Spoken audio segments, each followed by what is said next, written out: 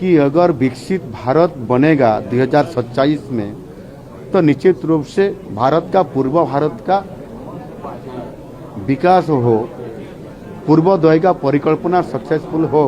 तो विकसित भारत बन सकता है। इसी आधार पर पूर्व भारत को आगे लेते हुए अर्थात पूर्व भारत का सेंटर उड़ीसा ही है, उनको जोड़ने के लिए काम पिछले 2 साल से शुरू हो चुका है।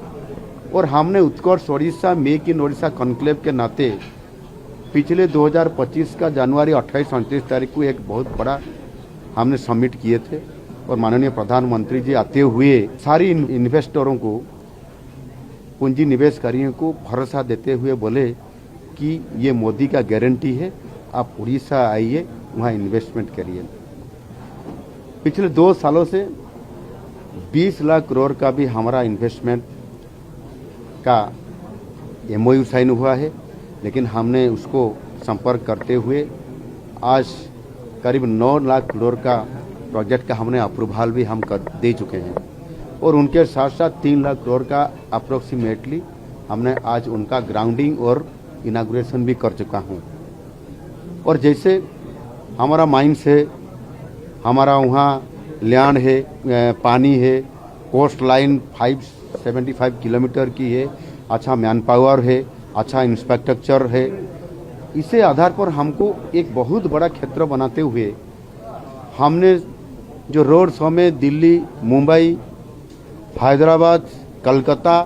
और विदेश में भी सिंगापुर जाते हुए हमने सारी संपर्क करते हुए इन्वेस्टमेंट को ज़्यादा बढ़ावा देते हुए आज हमने पश्चिम द्वार पर हमने गुजरात आए हैं, अहमदाबाद। और गुजरात का जो इन्वेस्टर्स और इंडस्ट्रियलिस्ट जो है ना, वो सबसे ज़्यादा भारत का इन्वेस्टमेंट करने के लिए वो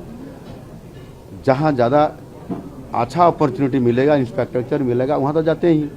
और उड़ीसा में और लाने के लिए हमने संबंध के साथ साथ इन्वेस्टमेंट ज़्यादा करने के लिए मैं आया हूँ। निश्चित रूप से आज जितना अच्छा डिस्कशन हुआ और सारी इंडस्ट्रियों का साथ मैंने जो आलोचना किए, 1-to-1 बातचीत हुआ, राउंड टेबल में बैठक के भाग लेते हुए अभी लास्ट हमारा जो एक बड़ा मीटिंग में हम वहाँ